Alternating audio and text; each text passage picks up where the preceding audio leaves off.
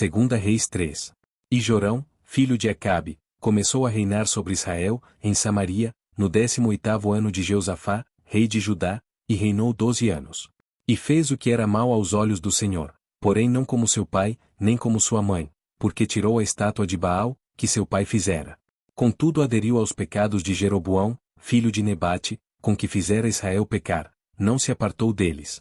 Então Mesa, rei dos Moabitas, era criador de gado, e pagava de tributo, ao rei de Israel, 100.000 cordeiros, e 100.000 carneiros com a sua lã. Sucedeu, porém, que, morrendo Acabe, o rei dos Moabitas se rebelou contra o rei de Israel. Por isso Jorão ao mesmo tempo saiu de Samaria, e fez revista de todo o Israel. E foi, e mandou dizer a Jeosafá, rei de Judá: o rei dos Moabitas se rebelou contra mim, irás tu comigo à guerra contra os Moabitas? E disse ele: subirei, e eu serei como tu, o meu povo como teu povo, e os meus cavalos como os teus cavalos. E ele disse: por que caminho subiremos? Então disse ele: pelo caminho do deserto de Edom. E partiram o rei de Israel, o rei de Judá e o rei de Edom, e andaram rodeando com uma marcha de 7 dias, e não havia água para o exército e nem para o gado que o seguia.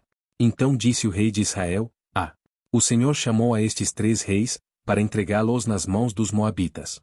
E disse Jeosafá: não há aqui algum profeta do Senhor, para que consultemos ao Senhor por ele?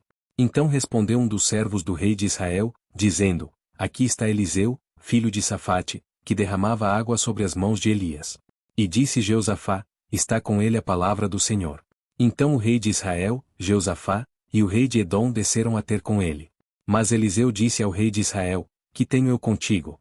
Vai aos profetas de teu pai e aos profetas de tua mãe. Porém o rei de Israel lhe disse: não, porque o Senhor chamou a estes 3 reis para entregá-los nas mãos dos Moabitas. E disse Eliseu: vive o Senhor dos exércitos, em cuja presença estou, que se eu não respeitasse a presença de Jeosafá, rei de Judá, não olharia para ti nem te veria.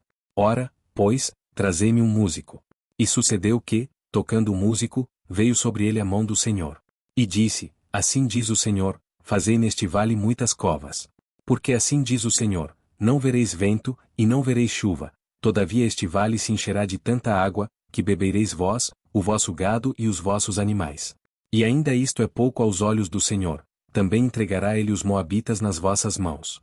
E ferireis a todas as cidades fortes, e a todas as cidades escolhidas, e todas as boas árvores cortareis, e entupireis todas as fontes de água, e danificareis com pedras todos os bons campos. E sucedeu que, pela manhã, oferecendo-se a oferta de alimentos, eis que vinham as águas pelo caminho de Edom, e a terra se encheu de água. Ouvindo, pois, todos os moabitas que os reis tinham subido para pelejarem contra eles, convocaram a todos os que estavam em idade de cingir cinto e daí para cima, e puseram-se às fronteiras. E, levantando-se de madrugada, e saindo o sol sobre as águas, viram os moabitas, defronte deles, as águas vermelhas como sangue.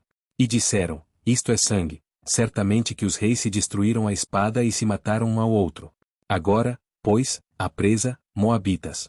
Porém, chegando eles ao arraial de Israel, os israelitas se levantaram, e feriram os moabitas, os quais fugiram diante deles e ainda entraram nas suas terras, ferindo ali também os moabitas. E arrasaram as cidades, e cada um lançou a sua pedra em todos os bons campos, e os entulharam, e entupiram todas as fontes de água, e cortaram todas as boas árvores, até que só em Quiraresete deixaram ficar as pedras, mas os fundeiros a cercaram e a feriram.